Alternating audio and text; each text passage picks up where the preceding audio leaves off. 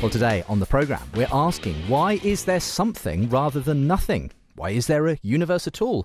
Did it have to be here? Is God behind it? Those are the kinds of questions we're going to be addressing today as we debate something the philosophers call the argument for God from contingency. That's part of a wider family of arguments for God known as cosmological arguments. And actually, in next week's show, we'll do a kind of part two as we deal with one well-known example of that, the Kalam cosmological argument. But today, it's this argument from contingency that we're looking at as we ask why there is something rather than nothing, and do we need God as a necessary being to ground the rest of reality? We'll be getting into those terms. We're trying to keep it relatively simple. When we do these deep dives into philosophical issues, it can get dense pretty quickly, but I'll be doing my best to make sure we stay in the shallower ends of the water as far as possible. But it's a great pleasure to welcome back to the studio Alex O'Connor, our atheist guest today. He runs the popular YouTube channel Cosmic Skeptic, where he debates philosophy and science and critiques religious arguments. Welcome back to the studio, Alex. Well, thank you for having me. I think it's the third time now. It is. Probably over a year ago that you were last with us with Frank Turek on that occasion. Yeah, I think it was about a year ago, because I remember I was in the middle of exams back then. So, well, we'll come to the exams in a minute. Cameron Bertuzzi is also joining us via Skype, and Cameron runs Capturing Christianity, a website dedicated to exploring philosophical and apologetic arguments for God's existence. Welcome back to the programme as well, Cameron. Justin, it's an honor to be back. I'm really excited to have this discussion with Alex. We actually had him on my show, which is sort of similar to Unbelievable. So it's great to be in discussion with Alex again. That was a fun discussion that we had there. So I'm really excited about this one. Well, I'm glad you guys know each other a little bit already in that case. But as I say, yes, about a year ago that you were last on, Alex, and in the midst of exams, and you've just gone through another set of exams because you've just finished, I think, your A-levels. That's right, yeah. So it was AS levels the last time, but now I'm done. Which gives an indication that you've still got all your life ahead of you, and you've already achieved a lot in the sense that you've got now, I think, about 200,000 odd subscribers to your YouTube channel, which is phenomenal, really. Yeah, well, it's kind of you to say. Just coming up on 200,000. Yeah, so. And from that perspective, what began really as just, I guess, something you thought you'd try has obviously mushroomed into something that could be a job if you wanted it to be for the rest of your life. Well, for the foreseeable future, until I say something really stupid. I mean, it's obviously growing. What do you think is behind the fact that people want to subscribe to this kind of content and see you talking about it? Of course, it's difficult to say. Maybe a mixture of an Oxonian accent and the charm of youth probably plays a role, but other than that, I really couldn't tell you. And is the kind of philosophical type of stuff the kind of thing you want to continue to look into in terms of future career development, study, and so on? I should think so. It's not necessarily the way that I wish to discuss ideas that I care so much about, just that I get to do it. So this is one job that allows me to do that. So I'm happy where I am at the moment, you know. Yeah, brilliant. Well done anyway. And I think part of the appeal, if you'll allow me to say, is of the channel is that you are a very clear thinker. You put your ideas across very cogently, and that all goes towards, I'm sure, the reason why it's been such a success. Cameron, you're a photographer by profession, aren't you? In fact, but you kind of do Capturing Christianity on the side. So what's just remind us what led you from just doing photography to also this side career in Christian apologetics and philosophy? Yeah, so a few years ago now, my brother became an atheist, and that really sent me on a journey to sort of discover whether or not Christianity was true for myself. He asked some questions in a discussion that I had with him that I didn't really have good answers to, and so from that, I started to really look into the evidence for and against Christianity, into epistemology, into all of these, apologetic type of arguments and evidences and stuff. And so my interest in it continued to grow and grow and grow. And eventually I started Capturing Christianity primarily as a blog so that I could practice writing and that kind of thing. But then it started taking off into what it is today, where we host discussions, and we've even filmed some interviews with some pretty high-profile guys like Richard Swinburne.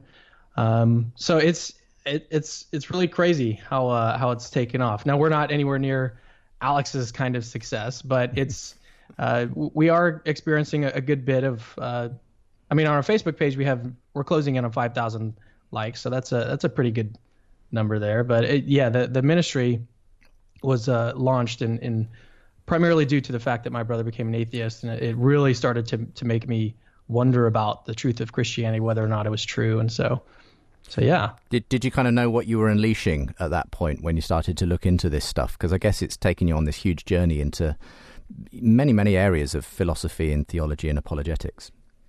No, I had no idea. I remember listening to a talk by William Lane Craig a few years ago, and he was mentioning that it was a talk on the evidence for the resurrection, and he was mentioning that a lot of Christians just think that you have to believe in Christianity on faith, like you don't have any reasons or arguments. And that was sort of where I came from. I was like, I had these experiences at church, but I had no idea that there were like literal arguments for the resurrection from history and books written on it and all that. I had like no clue at all. So yeah, it was really surprising to find that out. But then not only the historical arguments, but also the philosophical arguments, like the one we're discussing today. I mean, this argument that we're discussing, the contingency argument, is incredibly powerful to me. As I've sat through and excuse me, I've done a lot of research into this argument, and the more that I look at it, and the more that I look at objections and whether or not they work, I'm becoming more and more convinced that it's a sound argument. Now, what's interesting is that the last time I was on the show, I was defending Reformed epistemology, which is the idea that arguments and evidence are not necessary for a rationally justified belief. So to sort of come on the flip side of that, I'm defending an argument for God. I think that's kind of interesting. You're kind of here as the evidentialist today, to say there is an argument. I mean, personal question at this level. Obviously, for you, your studies and so on have convinced you more and more of the truth of theism and Christianity. Has it gone any way to persuading your brother? No, I don't think he's. I don't think he gives it a whole lot of thought at this point. He just sort of goes about his life, and it's not something really pressing on his mind. At least, I mean, and that's, I guess, true of anyone who has like a really intense hobby. Like not everyone shares that hobby, you know? So I get it in that sense. It's like, it's just not a real big, interesting question for him right now. So I don't think that he spends a whole lot of time thinking about it. I think you've defined as an atheist essentially for a while now yourself, Alex. That's right. Do you feel like in principle you could be, I think I asked this before, but in principle a philosophical argument could persuade you that there is a God? Yeah, if I didn't think that, then there'd be no point in me being here. So of course, you know. Yeah. So in a sense, who knows what could happen by the end of today's program?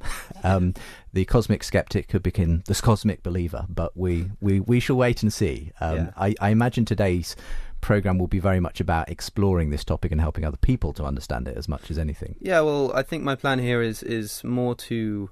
I'm not necessarily going to say that I know this argument is false, but I want to. I've got some thoughts that I kind of want to explore and see where it leads. You know, I don't necessarily have a damning critique as of yet, but by the end of the conversation, something might have kind of clicked, emerged. That's the thing, I suppose. Just in the course of what you're doing, you're constantly, thoughts are evolving on all of these issues and so on, and probably some of the videos you began making on your channel, you'd now record in quite a different way. Absolutely, from when you began. Great stuff. And watch out for a video of this appearing on the Unbelievable YouTube channel in due course, and the Cosmic Skeptic channel, and Capturing Christianity as well. If you want to get in touch with the show, though, the ways to do that are to email in unbelievable@premier.org.uk. You can also get us on the facebook.com/unbelievablejb, or @unbelievablejb for the Twitter account for the show. All of those links and links to my guests as well, their various YouTube channels and websites from today's program at premierchristianradio.com/unbelievable. So let's get into the meat of today's subject. As I say, it's going to be a deep dive into a philosophical question, which we'll kind of go back to on next week's program when we look at a specific version of the cosmological argument, the Kalam cosmological argument. But today we're going to something which has been around for a long time, this argument from contingency. So we're going to give, at the outset, Cameron a little bit of time to lay this out, first of all. So Cameron, take some time now just to tell us about this argument, what it is, some of the terms involved, and of course help us to do that in as accessible a way as you can, as I'm sure you'll attempt to. Go ahead. Yeah, so when I was formulating the argument and I was putting everything together, I was trying to use terminology that was very accessible, which is difficult to do, like you note, because the argument is so, I mean, it's called the contingency argument. And you're like, well, what the heck does contingency mean? You know, that right off the bat sort of starts to raise some questions. But here's a really simple way of answering the question, why is there something rather than nothing? There is something rather than nothing because there is a necessary part of reality. And something exists because basically something must exist. And so some people call this foundation, this necessary part of reality, God. Others will just say it's the universe. I think that's an easy way of sort of putting the contingency argument. But I have like a premise, like 1, 2, 3, 4, 5 steps argument. But before we get to that, I wanted to make just some very brief preliminary remarks about the argument, about arguments more generally. So if you're looking for like an irrefutable proof of God's existence, you're probably not going to find it.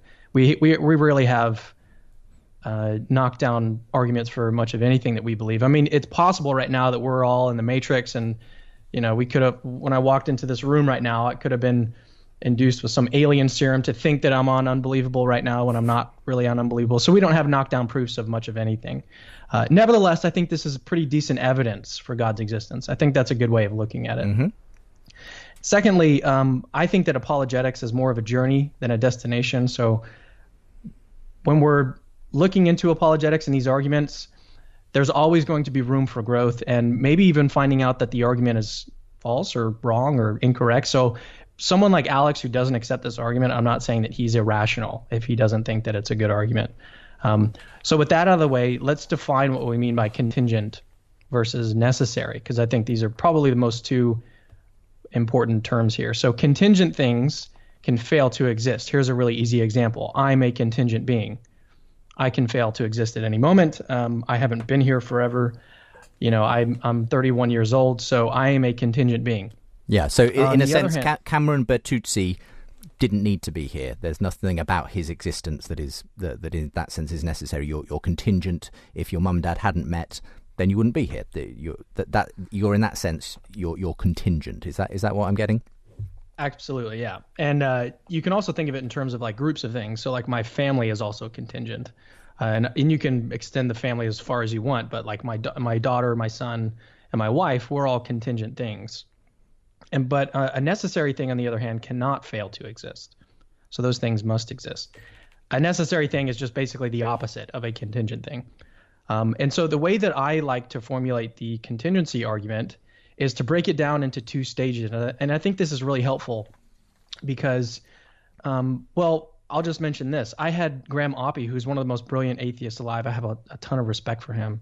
He was on my show debating the contingency argument with Josh Rasmussen, who is probably the most premier theist defending the argument right now. So they came on my show, and Graham Oppie basically accepted the first stage of the argument. He disagreed with stage 2. And so atheists don't necessarily have to disagree with stage 1 right off the bat. I think that's just interesting, and it helps sort of split the argument and get to what the difference here between the two parts here. Okay. All right. So here's stage 1. For any contingent thing or group of things, there is an explanation of the fact it or they exists. Premise 2. Considering all the contingent things that exist, if there is an explanation of those things, then there is a necessary part of reality. And then premise 3. This is the conclusion of those two premises. So there is a necessary part of reality. That is stage 1 of the argument.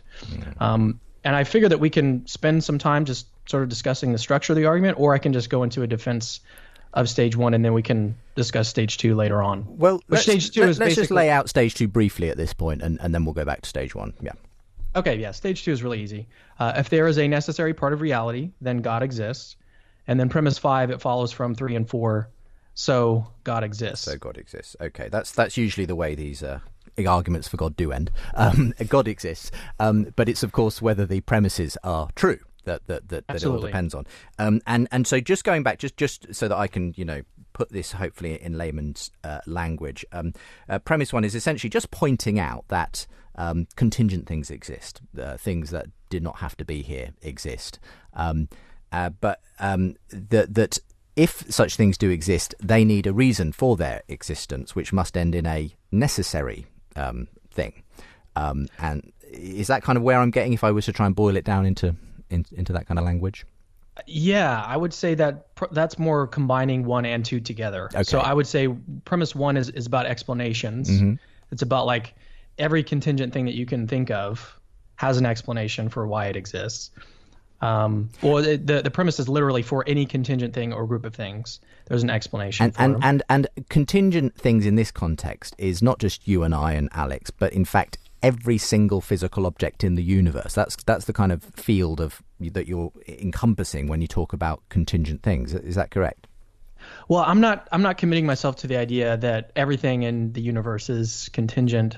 The premise 2 is a little bit more modest. It just says, considering all the contingent things that do exist, if there is an explanation of those things, then there is a necessary part of reality. So we're just agreeing that there are contingent things, but if those things exist, there must be a necessary part of reality from which they stem, in a sense. I mean, the way I've sometimes thought about this, I don't know what your take is on either Alex or Cameron on this, is I mean, we hardly ever think about the fact that there is a reality around us, that we're part of that there is something, there is a universe in which we live, because we sort of take it for granted. It's a given almost of our experience. And I've sometimes wondered if that's almost rather like the fish who swims through the water, who never questions the reality of its existence. This water stuff, it doesn't even think about water. It just thinks about this is my reality. A lot of people haven't even thought of this question: why is there something rather than nothing? Because they just kind of take it as granted that there is something. They never thought to consider why there might be something rather than nothing. And that for me is an important kind of thought in this whole thing, is to ask, are we justified in just simply assuming that stuff exists in and of itself? Is that a kind of one way of trying to kind of put this across, Cameron? I think so. Yeah. I mean, for me personally, there are times when I'm just like driving in my car and I look around, I'm like, where am I right now? Why am I in this universe? That sounds a little weird, I guess, when I'm like saying it out loud, but I do get those thoughts every now and then. I'm like, the universe is just a very odd thing to exist. I feel like did it have to be here? Is it always been here? These are questions that I have every now and then that are like really existential, really deep for me to think about. So yeah, I think that's a good way of looking at it. Because in some sense, is your view that it's logically possible that none of this could be here, that there's, does it look to you like our existence, the universe itself, is contingent in that sense, didn't have to be here? I would say so. However, I mean, I am a Christian theist, and so I believe that God is a necessarily existing being. So if the universe weren't here, there would still be something. Right. There'd still be God, right? Yeah. And so that's the only qualifier I would make there. Yeah. If no physical thing was here, there would still be, that dimension of reality. Anything else to say about this stage 1 before we hand the baton over to Alex? Well, I do have some defenses of the premises, but we can either discuss those now. Well, why don't we give Alex a chance to chip in here on the argument in general? Again, if you want, I will post a link to Cameron's website where you can see this kind of set out, if you like, in a philosophical way. We're just kind of generally talking through these things in a more kind of informal way, though, on today's programme. And on this front, Alex, is the way that Cameron's presented the argument here kind of familiar to you at some level in terms of what you've seen of these contingency arguments? It certainly is, although I'd say that I don't necessarily know that I grant it the same deductive quality that you, Justin, seemed to grant it a moment ago, in that I don't necessarily think, for part 2 at the very least, that the conclusion necessarily follows from the premises. Okay, fair enough. I know that these are basically 2 different discussions. There's the idea that there is the distinction between necessary and contingent beings, and the idea that contingent beings exist. Mm-hmm. And once you have that, then you have to argue that necessary being that exists is God. Those are 2 separate discussions, and I don't know if the latter part follows necessarily. However, I think my main problem with the first part here is that certainly the first premise, at the very least, seems to rely on a kind of shallow common sense. The idea that, of course, everything around us is contingent because it could have not existed. Well, I'd like to ask, Cameron, how it is that you know that, given the possibility of things like determinism. And you don't necessarily have to be a scientific determinist to see this point, in the sense that if you are a scientific determinist, which I think I would to some extent class myself as being one, in the sense that you can say, well, it was possible that I couldn't have existed because my parents may never have met. But is it not possibly the case that it's not possible that my parents couldn't have met because in some way that was determined? It's like the conditions that brought about their meeting and their conception of me was facilitated by something that would have happened no matter what. I'd have to see some justification for the idea that there really is a way that the universe can run a course without there being some level of determinism. And if you take determinism right back to the very beginning, then you have no such thing as contingency, because nothing could have existed in a different form or not existed. It was all kind of predetermined at that level to exist in the form it does exist. Therefore, there isn't contingency in the and also I have a problem with the idea. You say that it's kind of a weak form of the argument, because you're not saying that everything in the universe is contingent, but considering the things that are contingent, well, anything that isn't contingent is necessary. So that to even say that everything in the universe isn't necessarily contingent presupposes the conclusion that necessary beings exist. So I think you either have to say that everything in the universe is contingent, or you have to justify the fact that necessary existence can be a thing before you get started, or you can say that everything in the universe is contingent, but then you'd still have a lot of work ahead of you trying to prove that it is in fact possible that the things that exist and the way they exist could have existed differently. Okay. I warned you this would be a deep dive, so here we go. But if I can unpack that a little bit, Cameron, the first question I think that Alex has here is, but if we take the view that I think Alex is sympathetic to, that everything is ultimately determined from a beginning point in the universe, things couldn't have turned out any different than the way they are, then in that sense, nothing is contingent. In that sense, it all had to be the way it is. What's your response to that one?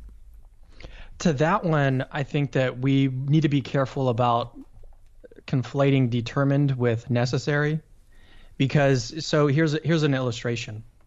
So imagine we have a gumball machine and it only has red balls. Okay, so that we know that when we put a quarter in it, we're going to get a red ball. So it's determined in that sense that we're going to get this red ball. However, we can still ask the question, well, why does that gumball machine exist? So I think that we'd have to be careful about conflating determined with sort of existing necessarily. So I think that'd be my biggest worry there. Now, I do have defenses of the first premise, which I think was one of the first things that Alex said was about, it seems like we could only defend it through common sense, which I think is one way of defending it, but I think there are other ways of defending that first premise. Do you want to put that across quickly, and we'll go to a break after a few minutes. So you just got a few minutes, and feel free to bring your defense of that. Go ahead. Okay, yeah. So common sense is definitely one of them, and it's based on. It's really ingrained in scientific thinking.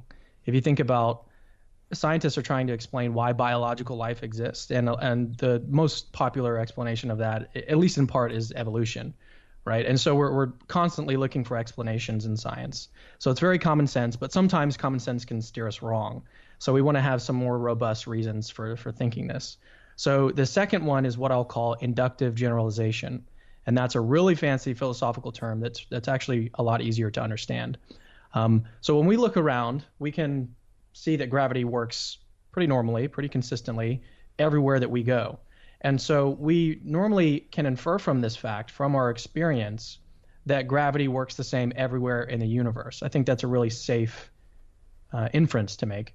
And so we can do the same kind of thing when it comes to explanations of contingent things. Like everything that we experience has an explanation. And so we just sort of generalize to all things, all contingent things have an explanation. And I know there's a question of whether or not that's the fallacy of composition, which we can get into later. But the inductive generalization, that's the second thing. And then the third one is that our universe is predictable. It's not chaotic. It's actually orderly. And so the question, though, is if things aren't randomly popping into existence, why is that not the case? Why isn't there an elephant that just popped in the room right now? Why isn't the universe just described by this sort of unpredictable chaos? And here's a really simple answer to that. Contingent things just simply can't do that. They must always be accompanied by a reasonable explanation. And that's basically just another way of restating the first premise. So there are other reasons, and these are just three. So there are other reasons to think that first premise is true. But again, to go back to Graham Oppie, like this is not the one that he rejects. This is not the premise that he rejects. And I'm not trying to make an argument from authority here. I'm just pointing out that you don't have to, as an atheist, reject this premise. You can accept it. I think it's a really plausible premise.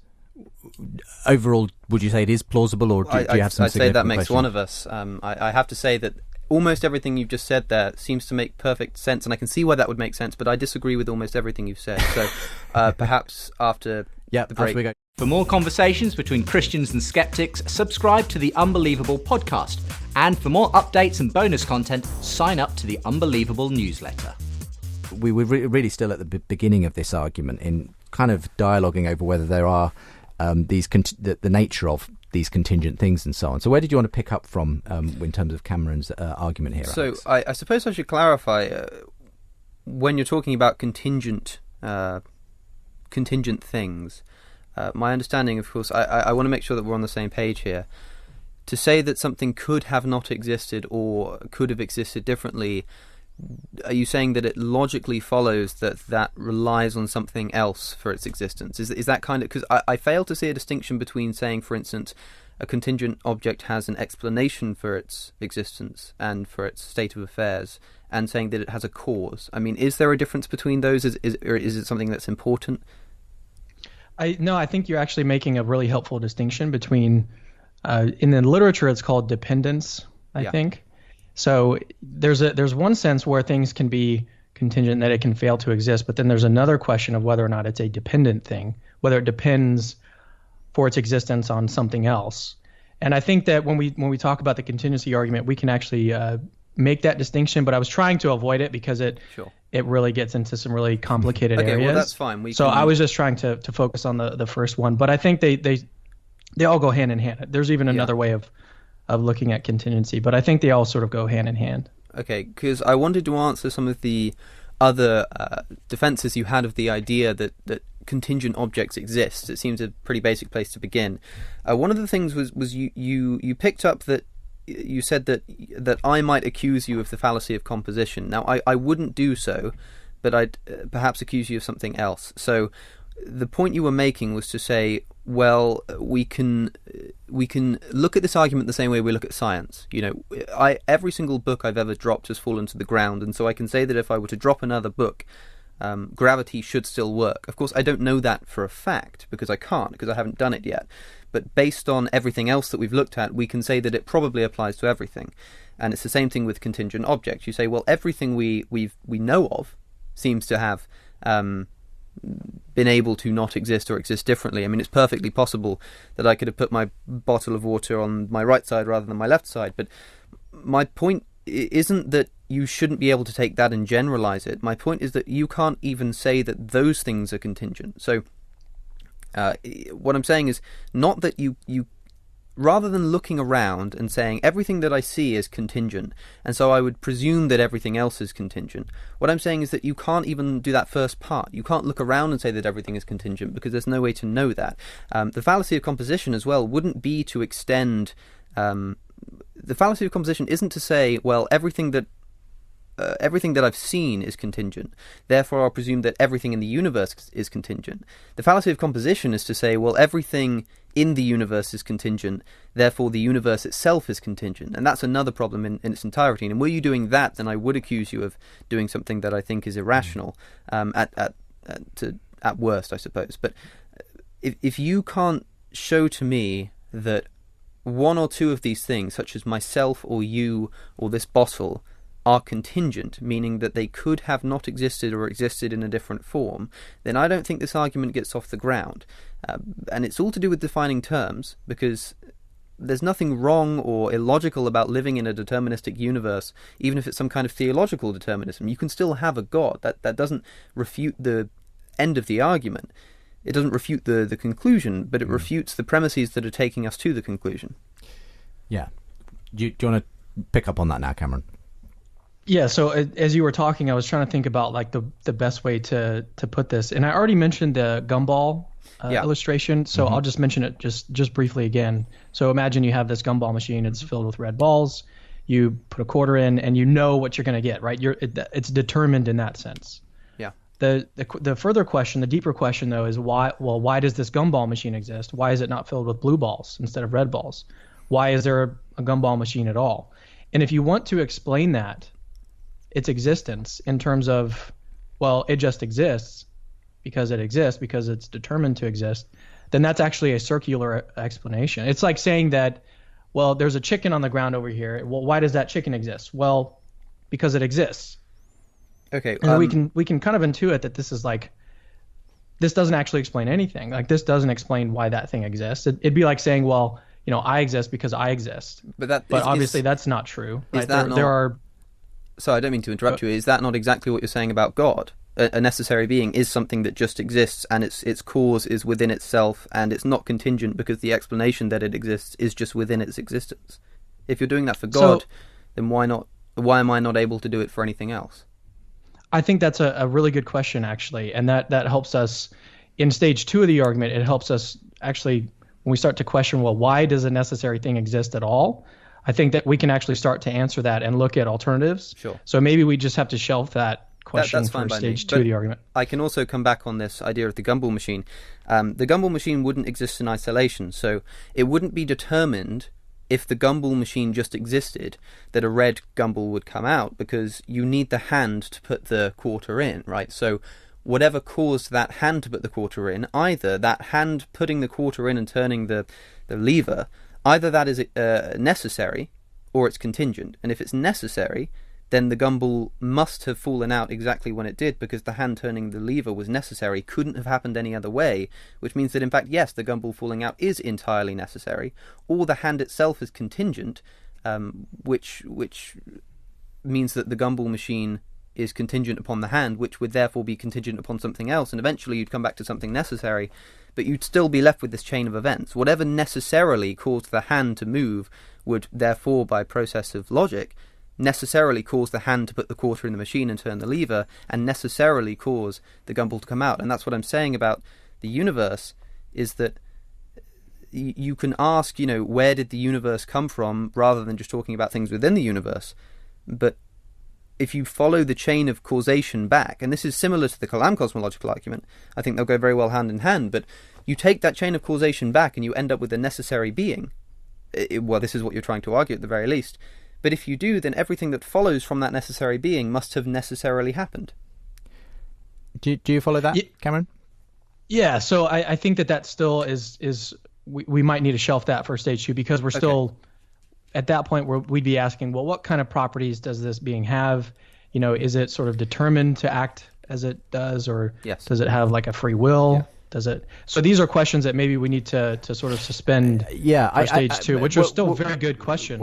We probably do need to get to stage 2 before too long anyway. In this stage 1, though, I think where we've got to is Alex has some questions over whether we can really contingent things really are contingent if we live in a determined universe and they sort of had to be the way they are anyway at some level. And you seem to be coming back to the idea, well, even if that were the case, there's still a question of why are those things there at all? That's the kind of contingency that you're talking about, rather than the specifics of why that Alex happened to, his mum and dad met and produced him. It's the kind of whole, well, why is there a reality in which such things do exist and happen and so on? Is that kind of the bigger picture, if you like, that you're painting here, Cameron? Yeah, I just think it goes back to that possible conflation between something that is determined versus something that is necessary. Now, I know that he just sort of extended that and said that you've got this hand in this scenario in this gumball machine, and so the hand is necessary. He's thinking about God, and so the fact also has to be necessary. So that's another thing that we can explore later. Just because we do have to move things on, just so we can get at least somewhere a bit further downstream in the argument. We've kind of talked a bit about premise 1 there, but let's say, okay, for the sake of argument, that there are contingent things. Just remind us premise 2 and premise 3 are, just see if we need to uncover any of that before we go to the second stage here, Cameron. So premise 2 is considering all the contingent things that exist. If there is an explanation for those things, then there is a necessary part of reality. And then premise 3 is the conclusion of premises 1 and 2. So it's not actually a premise. So if 1 and 2 are true, then 3 follows necessarily. And here's the way I kind of see this happening, and forgive me, you can correct this sort of layperson's attempt to explain that premise too. But if contingent things exist, things that didn't have to be here, things that kind of require an explanation of their existence, if you like, what you seem to be saying is that it must go back to something which does not require an explanation of its existence, which exists necessarily. So if there are contingent things, they have to kind of stop ultimately in any kind of regressive causes in a necessary thing, something that if you like does not require an explanation of existence. Otherwise, we would have an infinite regress in that sense. Is that where you're going, or is that not quite what this argument paints here, Cameron? Yeah, I think that's what it paints. Premise 2, what you just said is basically just a restatement of premise 2. Right. And here's a reason to think that premise 2 is true. And that's because self-causation is absurd causation. And again, go back to like that chicken example. If you're wanting to explain the chicken in terms of its own existence, that's circular. And so it's going to be absurd. It's not actually an explanation of anything. Well, you're just pointing to its own existence. That's not an explanation at all. I'd say self-causation is only absurd for contingent beings, because of course self-causation is the nature of a necessary being. And so the reason why I think premise 1 is so important, and I'm willing to grant it and just move on, is that if we're not able to say that in fact contingent beings as we've defined them can exist, then you can't say that self-cause is absurd. Because if self-cause is absurd for non-contingent beings, then self-cause for God, the ultimate non-contingent being, would also be absurd, and God would therefore require another explanation, meaning that God is not necessary. Yeah, I suppose I just wouldn't think of God existing necessarily as something that is self-caused. I just wouldn't look at it in those terms. So that's the best I can say. Sure. The only other quibble I'd have would be with premise 2. I do believe that is where you commit the fallacy of composition. The thing about the fallacy of composition is that it doesn't necessarily mean that what you're saying is wrong. So what I think you're doing is you're saying, well, if all of the contingent objects within this group, let's call the group all contingent objects, within that group, all of those things require an explanation. Does that mean that the group itself requires an explanation? This is what Bertrand Russell famously described in his radio debate when he said that every sheep in a herd has a mother, but that doesn't mean that the herd itself has a mother. A good example that I've heard is the example of a brick wall, and this is to demonstrate why it's not necessarily a problem. You could say that there's a brick wall, and every single brick in the wall is red, therefore the wall itself is red. There's no problem with that, and that follows logically. But you might also say something like every brick in the wall is small, therefore the wall is small. But that doesn't necessarily follow. So the thing about the fallacy of composition is, although I think you're employing it for premise 2, that doesn't mean that that the premise is wrong. It just means that you can't prove that it's right. So I'm happy to grant it and move on if you'd like. Well, but let's just stay on it for a moment, because it is what you're accusing Cameron here of doing, is saying there are lots of contingent things in the universe.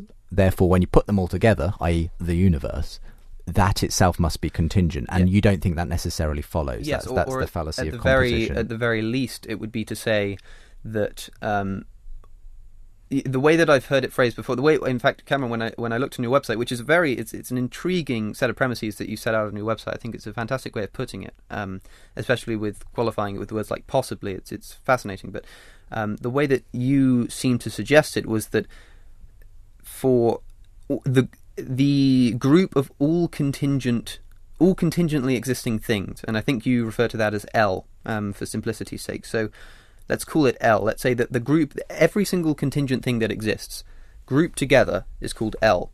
And you said, well, L must have some explanation that is not contingent, because if there's a contingent being that explains L, it would reside within L, and you can't have something within the group explaining the rest of the group.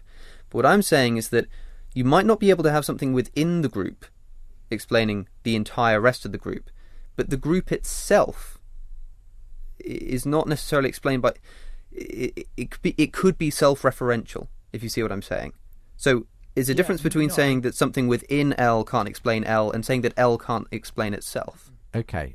Cameron, come back on this, and then I want a word about that Bertrand Russell debate, which I think is an interesting example of where he landed up in terms of what he took to be his necessary object, if you like, in that instance. But yeah, go ahead, Cameron. No, this is extremely helpful, and you're also I don't know how much research you've done on the argument, but this is a really popular objection. I think Hume raised it. Well, really, there's two ways of looking at it. We could go the fallacy of composition route. So maybe I'll just say a little about that real quick. So I'm not assuming that take the group of all contingent things. I'm not saying that that's like a whole distinct thing. The premises, the way that I set up the argument, and that's not going to be obviously super apparent up at the front, but the way that I phrased it was meant to avoid this type of objection. So really what we're talking about is a plurality of things. So for instance, if I had like a group of hard drives, I'm a photographer, so I'm going to use a little photographer analogy. If I had a group of hard drives in my hand, I'm not going to say, well, that group is now a whole distinct object and has its own properties. I'm just saying that this is a plurality of thing, and each one of those things has an explanation. Sure. So that's just one minor thing to mention about the fallacy of composition. But you wouldn't... However, sorry, go ahead. Go ahead, Cameron. Go ahead, Cameron, and then we'll have Alex respond. Yeah. Well, let me just say I'm really, really enjoying this conversation. I think it's awesome to have this conversation with you, Alex. So I just wanted to say that. Well, anyways, so going to the infinite regress, which I think is what you were basically saying there, is that if we have an explanation of each part, then we don't need an explanation of the whole thing or the plurality of things or the whole group of things. And here's an illustration to think about this a little bit more and maybe to see why that's not a good response. So imagine that we had this big factory that was producing cameras. It's been doing this for all of eternity. And they're producing Nikon cameras because I'm a Nikon guy. So they're producing Nikon cameras. And so every single Nikon camera has an explanation for why it exists. So would it make any sense to be like, well, why does the plurality of all these Nikon cameras exist? So here's a question that doesn't answer, though. There are deeper questions about the factory response that doesn't actually answer it. Why does the factory exist? And then why does the factory produce Nikon cameras instead of Canon cameras? Why aren't there no cameras at all? And so when we look at this factory explanation of why each thing exists, it doesn't actually answer these deeper questions, which is really what we were trying to get at with the original question. So it turns out that this explaining the whole plurality of things in terms of the individual parts being explained is actually ultimately another case of this circular explanation. Why does the factory exist? Oh, well, it just exists. Why do Nikon cameras exist? Oh, well, they just exist. So I think it's ultimately not an explanation at all. Well, I would object to that in the sense that you say that if we have an explanation for why each individual camera exists, we wouldn't necessarily even speak of the cameras as a whole. We wouldn't need to. Well, I would say that we do when you break things down far enough. So let's say for simplicity's sake there's 3 cameras that are made in the factory and each has its own explanation. Well, so those cameras are contingent upon something else and each has its own different explanation. Well, those explanations are themselves contingent on something else. And those explanations for those 3 things, or perhaps that would be multiplied to 6, would be contingent on other things. And eventually you go far enough back and you do in fact have one explanation that explains all of the cameras. And so it does make sense to talk of the cameras as an entire group. Now, saying that the cameras have one individual explanation, and that therefore all of the cameras need an explanation, seems to me to presuppose the existence of some. If you take it far back enough that there is one thing that explains everything, that would be your necessary being, because it would have to be, otherwise it would have itself an explanation. So if you're going to say that every camera is contingent upon something else, then you've either got a situation where that means that all of the cameras and all of existence needs an explanation, which would take you back to N. Or if you're not going to say that, if you're saying that's not what you're saying, and you don't actually have to talk about the cameras as a whole, then you'd have to say that there are separate causes for each individual camera that don't ultimately come back to one source, which I don't think you can do, because then there would be multiple necessary beings with conflicting wills, and that would bring a whole bunch of paradoxes. Okay. I hope you're following along. I think this is important stuff, though it's easy to get lost in the weeds slightly. We will move it on to the bigger question of whether a necessary being follows if we were to grant some of these premises anyway. But quick response, Cameron, and then we'll get into the second stage, at least, of this argument. So my response, unfortunately, is going to have to be to ask for some clarification, because I don't know that I was able to follow along what the argument was. So if you could just give me some clarity, I think that's what I need at this point. On second thought, I don't think I worded that particularly well.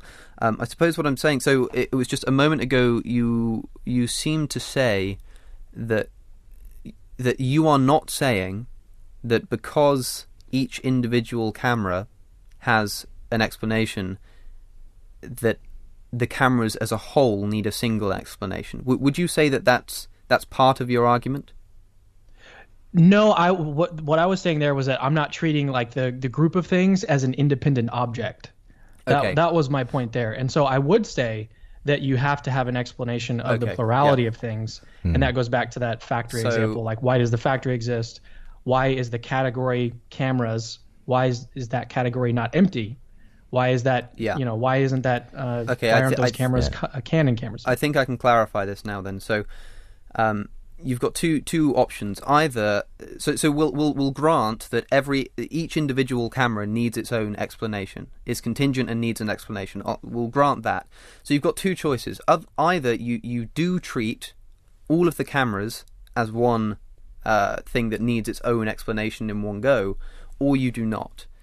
And if you don't, then you'll be saying, which is what you're saying you don't treat them that way, then the only possible explanation is that each camera has its own explanation that doesn't ultimately come back to one source. But if it doesn't ultimately come back to one source, then that doesn't help your argument. So if you're ultimately going to conclude that the things that are causing those individual cameras are ultimately one source, then that's the same as treating the cameras as though they're one group, surely.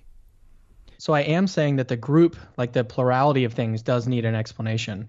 I don't know if that helps, or if I'm maybe not understanding your objection there, but I am saying that the plurality of things, that's the stage one of the argument, is that when we consider all the contingent things that exist, there has to be an explanation of those things, and that it has to be beyond themselves. Otherwise, we're committing ourselves to the idea of self-causation, and I think that's absurd. So I am saying that the plurality of things has to have some explanation as to why they exist instead of not existing, why those things instead of some other thing that exists. So I am saying that the plurality of things does need an explanation. Let's move on from this, because I appreciate that we could go around the technicalities of this one. I did want to come back to this idea. There was that famous, I assume it's the radio debate with Frederick Copleston that you're referring to there, when Bertrand Russell essentially, I think, made the view, put the view forward that, well, if you're going to have a necessary thing, why can't it just be the universe itself? Why do we have to have a cause of the universe in God, sort of thing? And he sort of, if you like, posited the universe itself as the brute fact. That's my brute fact as an atheist, he said. Now, this was a little bit before we had Big Bang cosmology and everything else that maybe raises that whole question of where, scientifically speaking, did the universe come from. But I think it's an essentially the thing that I often hear an atheist saying on the basis of someone presenting something like this argument, Alex, is, well, why just does the necessary thing have to be God? Why can't it just be the universe, the reality we live in? Maybe if you're going to say, I've got a special thing, God, that doesn't require a cause for its an explanation for its existence and so on, well, I'm just going to say, the universe can be that. Do you see how that objection kind of riddles itself into the very first premise? Because if I'm going to deny the existence of contingent objects as Cameron has defined them, then that kind of means that the universe and everything in it is necessary in a sense. And that would be enough, because if the whole reason that you need this necessary being that you're calling God to explain the universe is because everything in the universe is contingent, then, or at least some things in the universe are contingent, then if the first premise is false, and there aren't in fact contingent things in the universe, then that means the universe itself is necessary, and therefore there's no need for this extra explanation. So I think I do agree with that objection, but I think it arises at the very beginning of the argument. Right. Very briefly, a response to that, Cameron, and then we'll go to the next stage in the next section of the program. So I do think that this line of argument about the universe being the necessary being, I think that's probably the best route for the atheist to go. That's also what Graham Oppy did on the show that I hosted. So the only thing I would say to you, Alex, is that I think that you can't get that conclusion without some additional assumptions. Because remember, I was making that distinction between something that is determined versus that is necessary. I think you could probably get there. You just have to add some additional assumptions, and I don't want to really get into that because it would just make the conversation even more complex. But that's basically more or less that's what Graham Oppy does. Yeah, I would just add though that I think that the distinction that perhaps you're drawing between determinism and necessity, although I don't think they're the same thing, I think that one does follow from the other, and perhaps you're right that it's not good to get into that there, but perhaps I'll have to just appeal to the opinion of the audience and say that it seems to me fairly logical to say that if something necessarily exists, and it therefore, if necessary is defined as cannot have existed in another way, then if there is a being that necessarily caused something to exist, then that was determined, if you see what I'm saying. Because point of clarification. The contingency, the way that I defined it, was cannot fail to exist. So not just that it can't be something it have some different property, but it cannot fail to exist. Like it can't. Sure. But to me, that's the same as determinism. It's like if this bottle had to exist, then it was determined to exist. We're going to go to a break, and this is complex stuff, and I always knew it would be when I invited my two guests for today's programme, Alex O'Connor and Cameron Bertuzzi, to debate the argument from contingency. We're doing a deep dive philosophically today on the programme. Hope you're keeping up, and I hope that at some level this at least will give you some food for thought as we debate the whole question of why is there something rather than nothing, and do we need a necessary being, aka God, to ground it all in the first place? That's essentially what this whole argument is about in the end. Justin Briley with you for Unbelievable today, a philosophical edition of the programme, and we'll be back in just a moment's time with the final part of today's discussion. If you listen to Unbelievable with Justin Briley on Premier Christian Radio and enjoy the conversations between Christians and skeptics, then this is the perfect app for you. For the latest updates, podcasts, videos, articles, bonus content and much more, download the Premier Unbelievable app today. We've gone over various aspects of looking at some of these various premises you've put before us on the programme today, Cameron. And I one of the kind of, I think, graspable things we got to at the end of that last section was this idea of, well, very often in your experience, Graham Oppy, one of the leading atheist protagonists on this, has said, but why can't we just say the universe is a necessary thing? Why do we have to give the universe a cause in a necessary being God? And so maybe start there as you draw us into kind of how you kind of bring this argument to its conclusion, if you would. So I'll say at the outset that, excuse me, stage 2 is the part of the argument where I'm less sure about. So I'm really confident about stage 1 in terms of like I've really looked into the evidence and the arguments and stuff, and so I'm pretty convinced that part 1 is true. Stage 1 of the argument is true. Stage 2 is the one where I have my own questions, my own doubts, because again, apologetics is a journey, it's not a destination. So I'm still looking into it. It's not this thing where I've like, oh, I've got all the answers. Not at all. But so here's a reason to think that stage 2, and again, just for clarification, we're talking about premise 4 of the argument, which is if there is a necessary part of reality, which is what stage 1 gave us, then God exists. And so, like you said, this is where Graham Oppy, this is where atheists, I think, should get off of the argument. This is where they should leave if they want to. And so I think that there's basically 2 different methods that you can use in order to argue for premise 4. The first one is the cumulative case. And I think I might be saying that wrong. Cumulative. How do you guys say it? Cumulative. Yeah. Is that what you mean? Cumulative. Yeah. I'm already at a disadvantage because you guys already have British accents. So now I'm pronouncing words wrong. It's a very small language barrier with the Americans. Go ahead. So I invited Richard Swinburne to do an interview with me. And one of the questions that I asked him was, well, what's your favorite theistic argument? And I expected him to say something like the teleological argument, the design argument, something like that. But what he said sort of surprised me. He said that his favorite argument was the cumulative argument for God. And so what we can do here, if we needed to, is just sort of introduce some of the other arguments for God, the fine-tuning argument, the argument from beauty, the argument from moral knowledge. If we needed to introduce those other arguments in order to sort of flesh out this concept of this necessary part of reality, I'm okay with that. We can't really do that in this debate because it would take obviously way too long to do. So that's method 1. Method 2 is to simply analyze the necessary foundation. And so on my website, I provided, like you guys have been referencing, I provided a full analysis on my website of the different properties that you can get. But those might be a little bit too complex to do on air. So why don't we just think about it this way? If we ask the question, why can't this being fail to exist? We're talking about this necessary part of reality. Why is it the case that this being can't exist, can't fail to exist? Because if you look around all the contingent things, everything that we're acquainted with can fail to exist. Now I know that Alex rejects that, but the question still remains: why can't this other being fail to exist? And so here's a really elegant solution, I think, to that. It's that the necessary foundation must exist because it is perfect. Anything that is perfect must exist.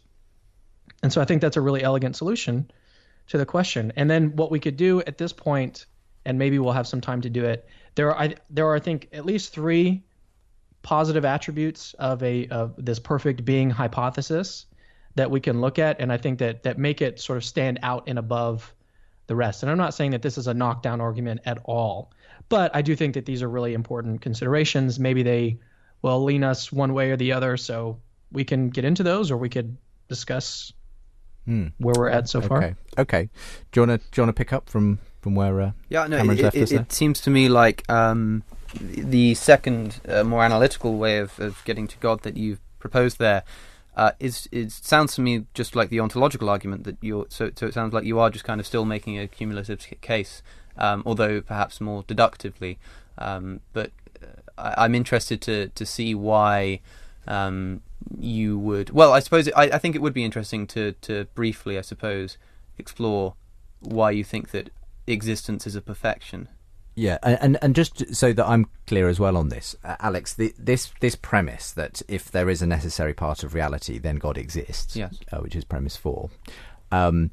Do you yourself feel that, well, let's grant that maybe there is a necessary part of reality, but that it doesn't therefore follow that God exists, but that basically you can have something that might be necessary but wouldn't in any way be akin to what Alex thinks of as God in terms of an all-powerful creator, yeah, designer. I mean, I don't want to sound too much like a prominent Canadian psychologist, but it would depend on what you mean by God. Like if you're going to call whatever part of reality is necessary, if you're going to call that God, I have no problem with that. But that might just make you a Buddhist or a pantheist or a panentheist or whatever. I've got no problem with that. But it seems to me that, and certainly Cameron, on your website, you suggest that God is much more than just that. So I would be interested to see how you're making that leap to come up with a distinct necessary being that has certain attributes. And the one you've mentioned here is perfection. And not only can you know that the necessary being is perfect, but you also know that it's because it's perfect that it would be necessary. That is, it's because it's perfect that it must exist. I'm interested to kind of unpack that briefly and see where that leads. Go ahead, Cameron. Any thoughts on that? Yeah. So what I would say to this is that what I do on my website is I basically provide a sort of deductive argument for the different properties for omnipotence, omniscience, perfect goodness. But what I'm doing in this conversation, which I think is a little bit easier to discuss, is doing a more kind of an abductive case. So what I'm doing is I'm looking at this alternative, which is the perfect being hypothesis, and I'm saying, well, what are the virtues of this hypothesis? And then maybe what we can do is compare this hypothesis to a different hypothesis, like the necessary universe hypothesis, and then let's just compare those two and see, well, which one do we like better? Which one has the more explanatory virtues, that kind of thing. So I'm not really doing right now a deductive proof of all the properties. What I'm doing instead is the kind of abductive thing of like looking at the two. I mean, let's just look at those two alternatives then. For instance, why is this necessary thing better kind of posited as God in the Judeo-Christian sense that you obviously believe in God, Cameron, as opposed to simply a necessary universe? That's say, and presumably of those two options, you think it's more likely, Alex, that if you're going to choose between those two, you end up with a necessary universe. Interestingly, I don't think that's the case. Perhaps I haven't reflected on it enough, but the way that I can say that justifiably is, firstly, that the way we've arrived to this dilemma is through premises that I don't agree with. Sure. But even if I did, it's not my job to say that the universe is more compelling than God. It's Cameron's job to say that the God is more compelling than the universe. Even if they're precisely the same, if they're just as attractive, then we have to posit let's call it agnosticism. So, that's not my job, so to speak. But I think an important thing to do, Cameron, I'd ask you to do this if possible, if you're going to mention perfection, is perhaps you could define what you mean by perfect, because I'd be interested to see how you could come up with a definition of perfect that couldn't apply to the universe. Yeah. Okay. So perfect, the way that I would define it is something that cannot be improved upon. Okay, but would it be best to sort of go through the different explanatory virtues that I think that the perfect being has, and that way we could sort of compare the perfect being hypothesis to the universe and sort of get some idea there. Feel free to do that. We're a little bit pressing up against the time barriers, but if you can keep it concise, then we'll see what Alex has to say in response. Okay, so I think the concept of a perfect being is actually maximally simple. It takes very few concepts to express the theory. And so to see this, contrast it with the idea of Zeus. So Zeus, he has parents and siblings. He's king of other gods. He lives on Mount Olympus. He's limited in what he can do and what he knows. And so we can kind of see that the concept of Zeus is going to be incredibly complex compared to the perfect being. On the other hand, is maximally simple. And since it's so simple, this is the second thing. Since it's so simple, it has a high intrinsic probability. It has a high probability of being true before we look at any of the evidence for its existence. And that's true of any more simple hypothesis. If I look outside and see that the ground is wet, that there's water on the leaves, I could explain this by simply saying that it rained, or I could say, well, a bunch of kids with buckets poured water all over the street, thousands of birds flew in the air and dropped water droplets on the leaves. But the second one is a lot more complex, and so it's going to be less likely to be true. So it has this virtue of simplicity, which, all things being equal, makes it more intrinsically probable. And then the third one is that it solves the problem of arbitrary limits. And so suppose that the necessary foundation were part of the universe, or it was the universe, and it could create, say, 10 universes. A natural question that arises at this point is, well, why can it only create 10? Why couldn't it create 20? Why couldn't it only create one universe?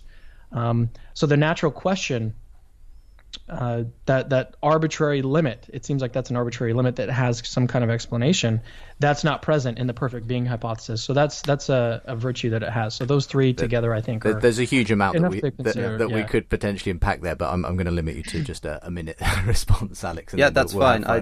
Perhaps that's all I need. I would say that to quickly brush away with this idea that your idea of God is the maximally simple explanation, I only have to bring up concepts like the Trinity and ask how on earth anybody could posit that is more simple than, say, either a different religion. I'd say that, the story and the godliness of the God of Islam, or the position of its prophets, and the non-necessity for this confusion over stemming from but not begotten by.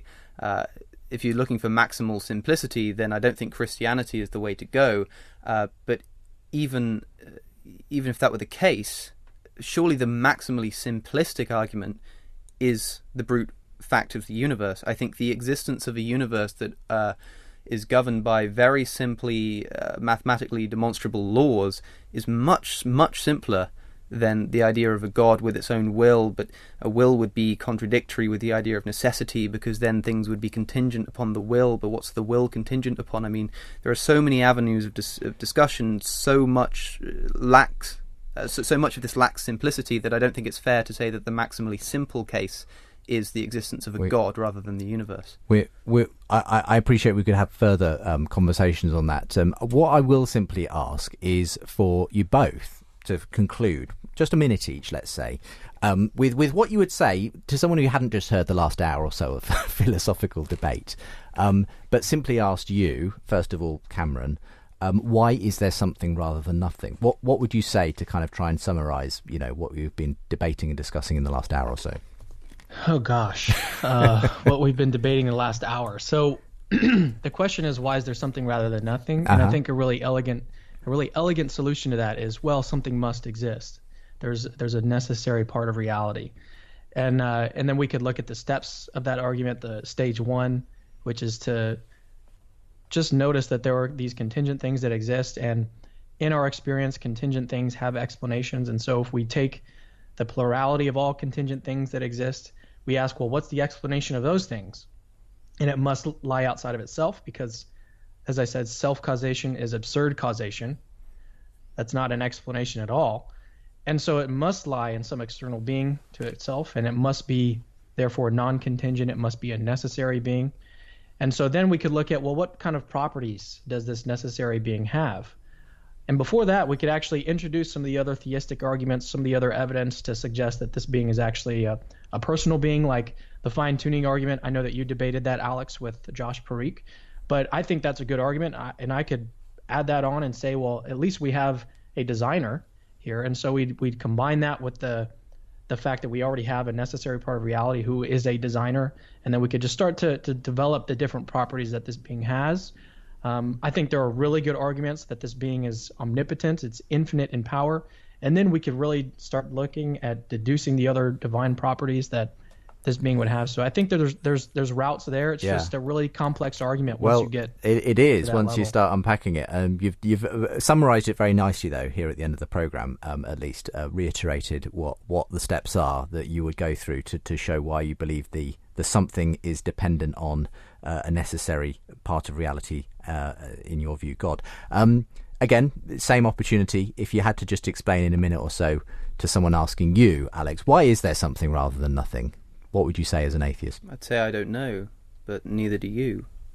So let me know when you've got an explanation. It also doesn't escape me that any God that you posit to fill in that gap is also something. So I don't think that really moves you very far. I would have to say I have no idea. Mm-hmm. It's a wonderful mystery, and I can't wait for somebody to come up with a reason compelling enough for me to believe that they have the answer. Okay. And that's why I'm here. That is why we're all here, debating these things. Thank you very much, both Alex and Cameron, for being on the show today. And look out for a video of this appearing on Alex's channel, the Cosmic Skeptic channel, and indeed on the Unbelievable YouTube channel and Capturing Christianity's website as well. Links to all of those from today's show, premierchristianradio.com/unbelievable. I'll give you the ways to get in contact as well in a moment's time. And you can look forward to a part 2 as well to this, as we dive into another very popular these days cosmological argument, probably made most famous by William Lane Craig in recent years, the Kalam cosmological argument, where we'll have Stephen Woodford, aka Rationality Rules, and similar sort of style of YouTube channel to the Cosmic Skeptic YouTube channel on next week's show. But for the moment, thank you very much, Cameron and Alex, for being with me on today's show. Thanks for having me again. Thanks. Yeah, Alex, it was a real pleasure to have the discussion with you. And thanks for inviting me back on, Justin. It was awesome. Great to have you guys. Thank you.